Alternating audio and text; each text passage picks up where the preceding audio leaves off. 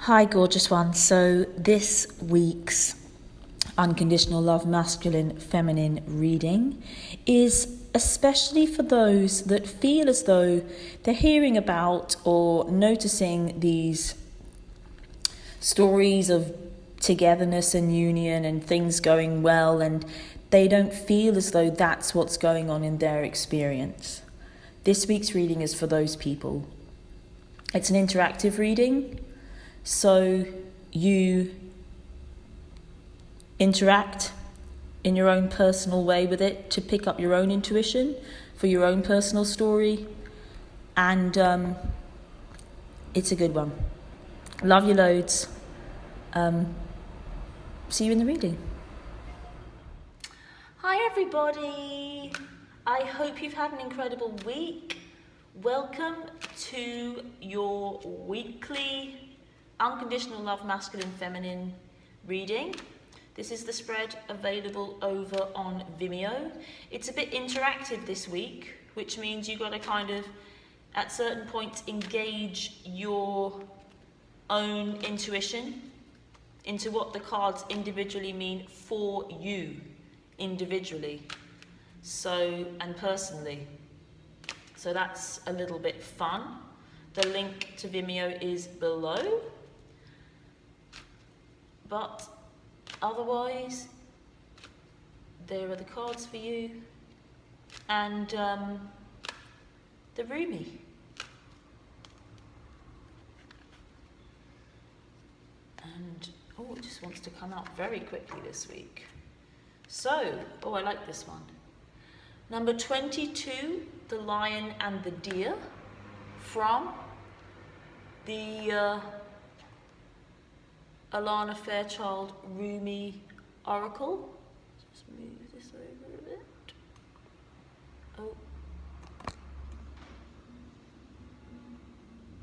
There we go. The Alana Fairchild Rumi Oracle. Number 22, the Lion and the Deer. Please take this as some time to just chill out, be with yourself, take a deep breath. Breathe deeply right into the bottom of your spine. Aim to breathe kind of right down to the bottom of your back. That really expands the lungs as wide as they can to get that breath really into the body, which is the meeting point of heaven and earth. It's the connection. It's your physical body which really connects the spirit and the earthly realms. So honor it, honor it. And here we go, number 22, the Lion and the Deer.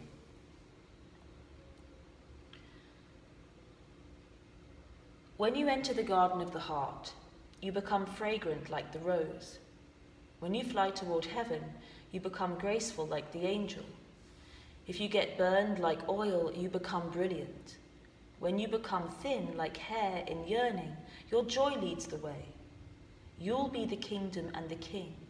You'll be in paradise and the guardian angel. You'll be infidelity and you'll be faith.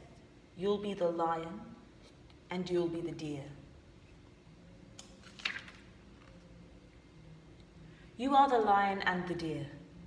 You are bold, fierce, and vibrant, and you are silent, sweet, and gentle. If I should come to you in arrogance, you roar at me until my falsehood quakes in fear, so terrified it gives up the game and love's conquest happens yet again. If I should come to you in surrendered adoration, open to whatever you may wish, you are so gentle with me. Like a deer, you offer me nothing to fear or resist, so that I too become sweet and gentle, longing to submit to your tender ministrations. So then, I do not fear my own errors, for even if I stumble into arrogance, I shall be made wiser by your magnificent roar and become humble. Even if I become weak, I shall draw succor, evoking the tenderness in you.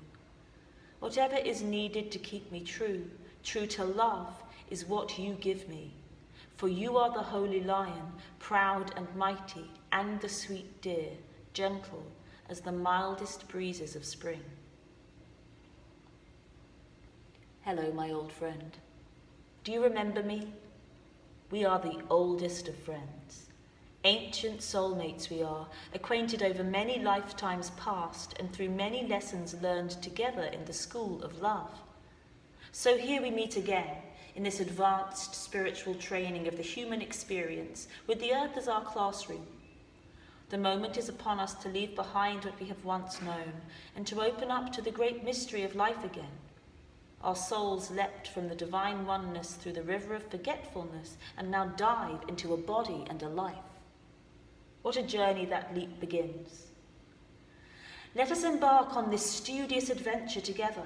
Let us honour the tiger and the lamb within each other, the lion and the deer. I can witness in you both the raging warrior who fights with unbreakable honour, and the healer who brings together those things torn apart.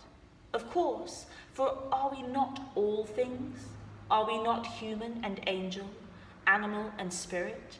Are we not heaven and earth? Are we not divine? And in being divine, being all things are divine. So we are here together in the school of love, not for the soul who still adheres to preference instead of curiosity, not for the soul who craves comfort instead of devotion to divine adventure. We must be like lovers, you and I, if we are to take these lessons. We must be willing to become mad with passion, crazy enough to chase the great beloved, even if it means forgetting who we are for a time to have the sacred delight of rediscovery, breaking some rules and looking like fools. Well, what could be greater than becoming a fool for love, that will do for us, that will do well? Let us be fools for love together. So shall we become study mates? We'll recognize each other, even in all of our varied garbs, bright or sombre, wild or gentle. We'll become the most enthusiastic students in the school of love, urging each other on to ever greater feats of passion and devotion. How we shall outdo each other in grand gestures and our unwavering commitment. This oracle brings you a special message. You are rediscovering a part of yourself that has been lost or submerged underneath more practical concerns.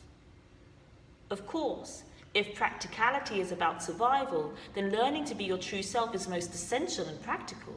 All other paths lead to death of the soul. You are asked to bear the chaos of this rediscovery. It may be that talents from this or other lifetimes are reawakened and cause you some discomfort at first, even though they will ultimately bring joy and greater fulfillment.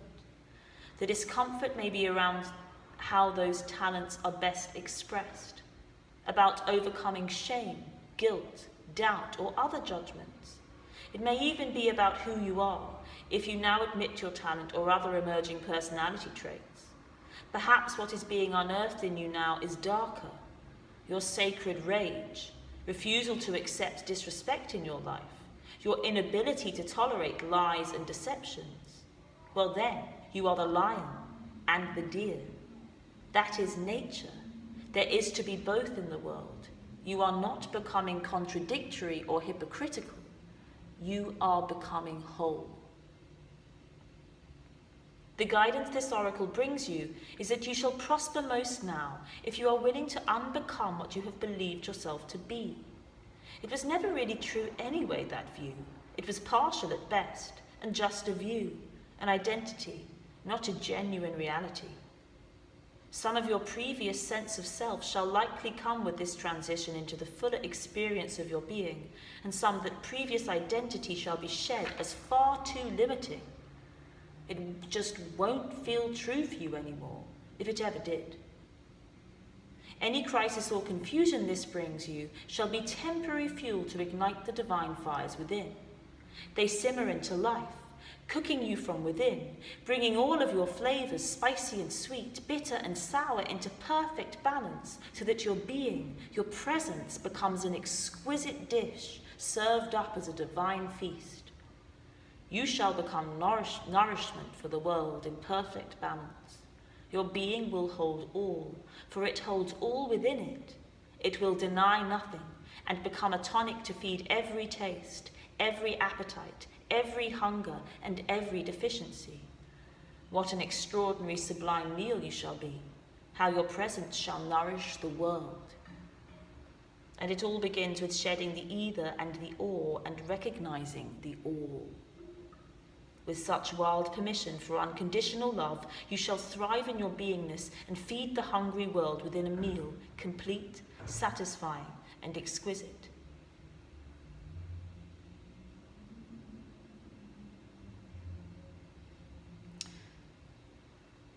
Repeat after me now. Rumi, who loves me unconditionally. Bear witness to my declaration now.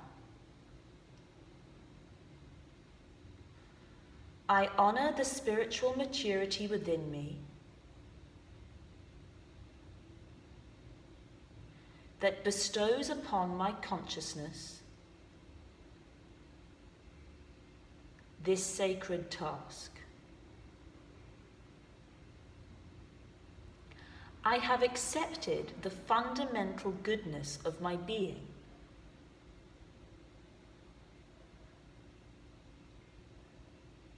And can now cast aside all notions held of myself.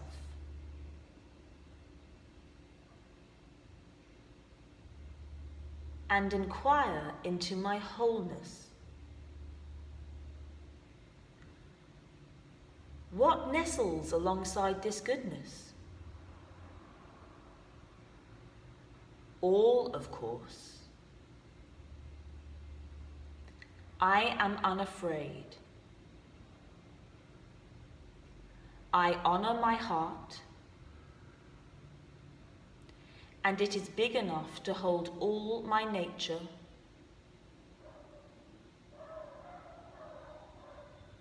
within its graceful light. I witness my darkness with compassion, and I become able to dance with all of my being. Light and dark, in graceful acknowledgement of my divine wholeness.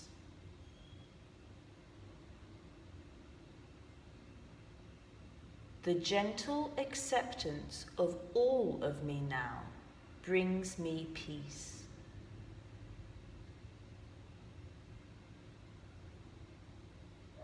This acceptance allows the divine to live fully through me.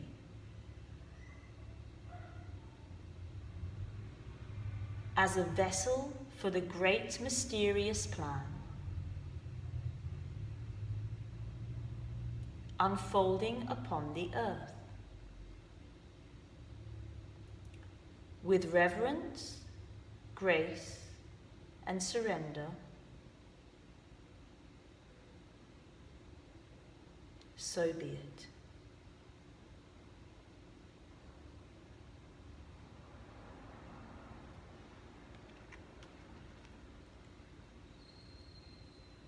Sit quietly for a few moments and gaze at the image upon the card. Notice the colours, the interplay of light and dark that create the one beautiful image. This represents you. All light and all dark would have no art at all remaining, only extremes. It is the interplay of light and dark that enables the living art in progress, your soul to come most fully to life. When you are ready, simply say thank you.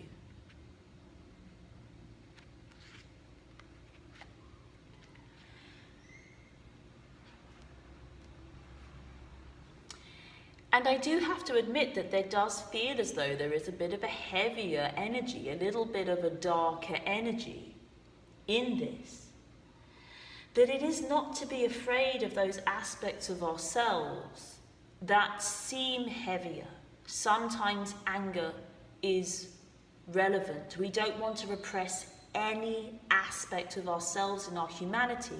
We don't want to make any aspects of ourselves and our humanity not part of the divine, either within ourselves or others.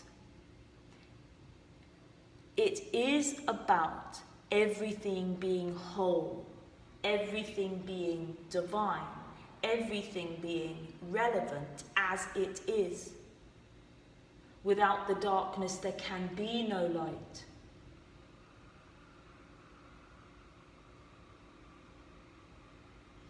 It's about loving and embracing the darkness as much as we love and embrace the light. We can have preferences. Preferences are so important. That's our own guiding force. And yes, peace is what we desire. And peace is both darkness and light existing together as one peaceful entity. And it is possible within us, and it is possible within us collectively. And in that neutral space, that's where love flows.